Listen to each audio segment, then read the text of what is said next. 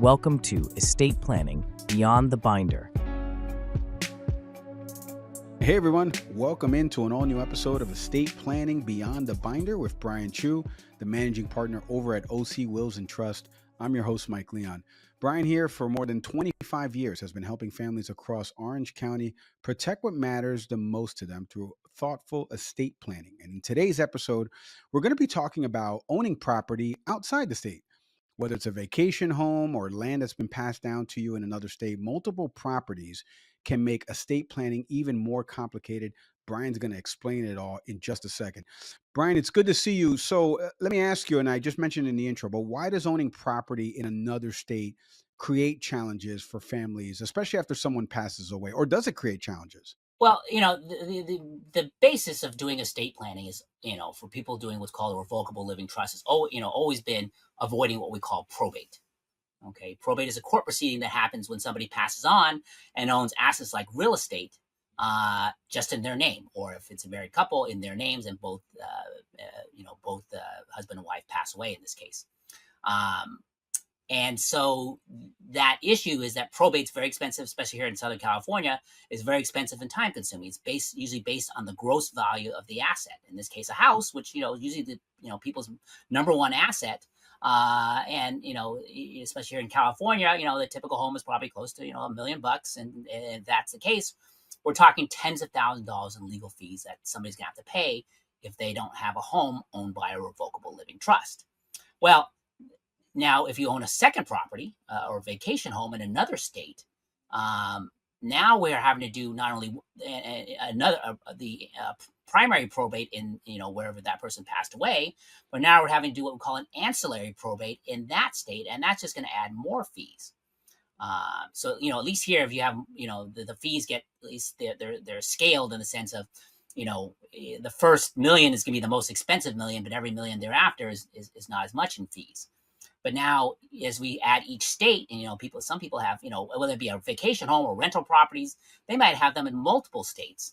And now we're doing multiple probates in each one of those states. And, again, the initial probate fee, the first million roughly is going to be the most expensive. And now we're trying to coordinate, multiple probate. Now you create a real headache for the person in charge after you.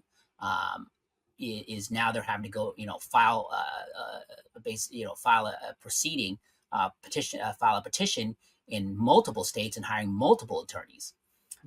And they're having to sign multiple, all these documents have to be signed. They're getting signed multiple times. And so that's the real headache when you have property out of state and that you don't deal with properly. Do you notice then ancillary probate catches people and most families off guard because, like they said, maybe they just don't know about that with respect to the vacation homes? Usually the issue is they're just not aware of the, they're just not aware of the issues of probate in general. Okay. And then, yes, not realizing it's just not one court proceeding, it's now multiple. But most people, like I said, if they're, if they've gotten to the point where they understand the costs and the time consumption of probate, because the average probate, like here in Southern California, takes 1 to 2 years. Might be faster in other states, but I think that it's not so much the probate that catches them off guard in the sense of, if they weren't aware that exists. It's just, I think they're unaware that it's going to be additional and much higher costs by having to probate, do these ancillary probate in other states. And how does California's probate rules interact with other state processes? So, the reason why they call it an ancillary probate is because a full probate here in California, the goal is to make sure all the creditors, one of the primary goals, that's why people consider probate a lawsuit against your family, is they want to make sure all the creditors get paid. Okay. In reality, that's, yes, the judge serves a referee on some other things, but ultimately the goal in probate is A, put somebody in charge, and then B, make sure the creditors get paid. The ancillary probate, typically there's not as much creditors, most of the creditors are going to be paid through the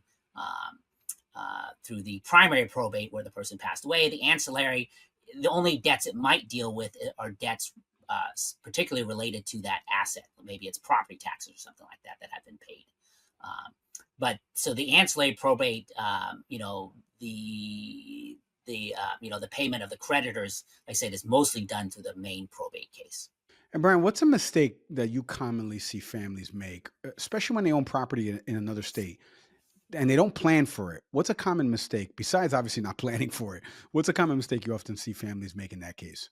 It means the same mistake you would make with a property here is, even if you do the planning, like with just a will as an example, obviously you can have a will, and the will though is subject to probate, and it's subject to because of the home. The reason why assets are subject to probate is because of an asset, something like a home is in somebody's name, and that person passes away.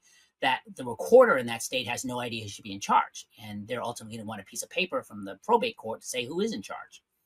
Um, and so, the most common mistake is even if you do a revocable trust, well, let's say again, the first mistake is having a will and thinking it avoids probate, which it doesn't. But B, even if you have a trust, is not properly funding the trust with that home. Okay. Funding the trust is there's a deed that records that you as an individual or individuals, if you're married, have transferred the property from your name as an individual to yourself as trustee of your trust. Okay, and that is the one and only way you can fund the property in the trust. And some people just fail to do so. They get excited about buying the property, they forget they have a trust, and they buy the property, thinking, oh, I have a trust, it'll avoid probate. But they don't fund the house into it by making sure they buy the property under the trust initially during the purchase process, or B, if they can't do that for some reason, that they come to their attorney to assist them with putting the property in later.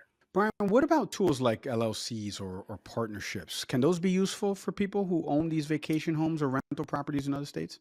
Most of the time, you would use an LLC or partnership when you own a rental property.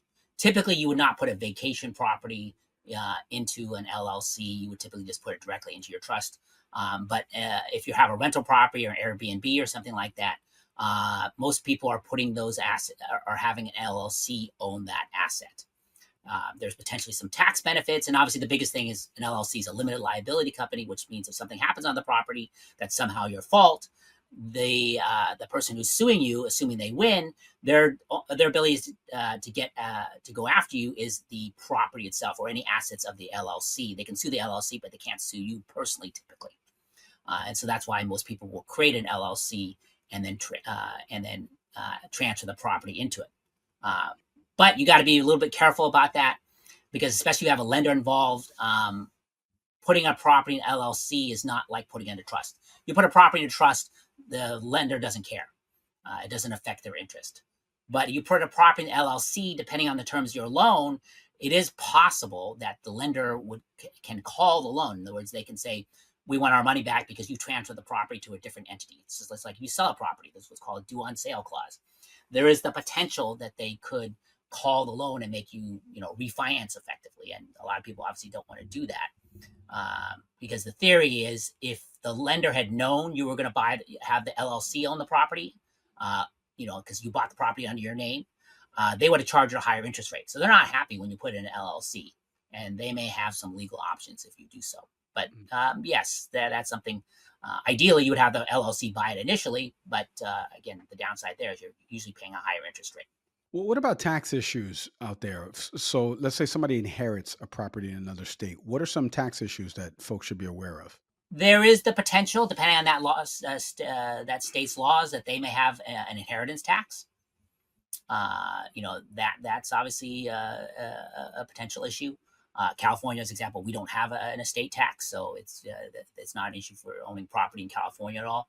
Obviously, the other issue is, are you paying tax? If it's a rental property, presumably you are filing to do business in that state, especially if you have an LLC in that state, and then you're presumably paying taxes in that state for any income being earned by the property. So again, that just adds a little more complexity. But again, that's a decision you made when you decided to get a rental out of state. Brian, let me ask you, do you have any examples of both sides of this equation? So maybe a family that ran into trouble because of an out of state property versus one that avoided the trouble because they had planned ahead?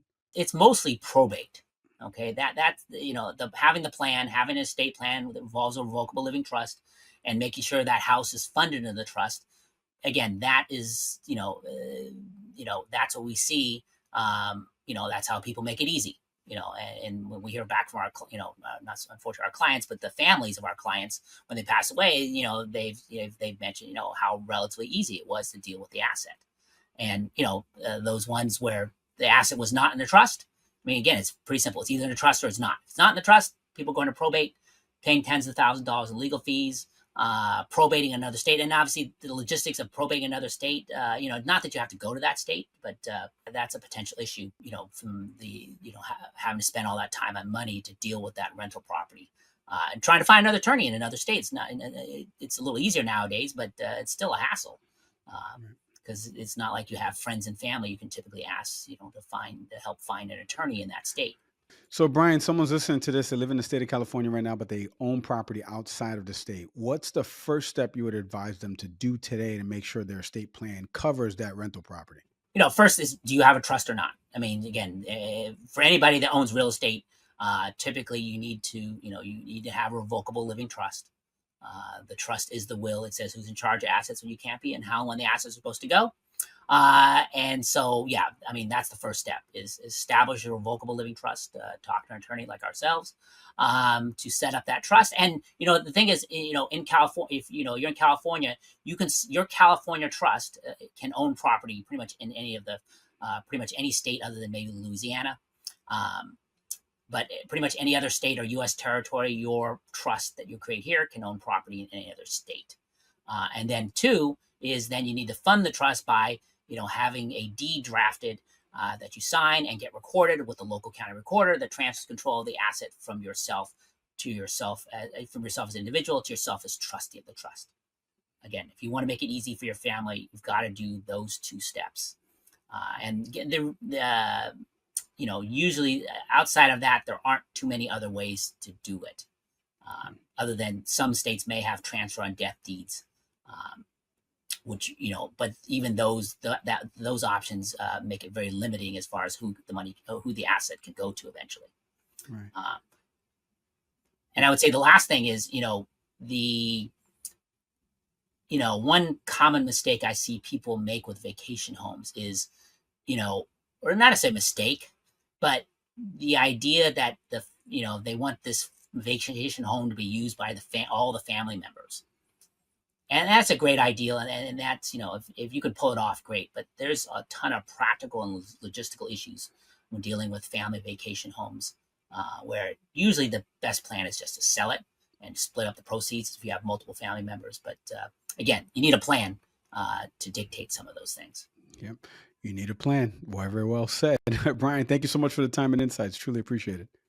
All right. Thank you very much, Mike. And thank you to everybody out there listening to this installment of Estate Planning Beyond the Binder. If you own property right now outside of the state of California, the right planning can save you and your family from multiple court cases, delays, all these unnecessary costs, that Brian talked about. If you want to learn more, schedule a consultation with Brian and the team, do me a favor, visit ocwillsandtrust.com today. Don't forget to like, subscribe, leave a review and comment, or share the episode with someone who needs to hear it. As always, I'm Mike Leon. See everybody next time.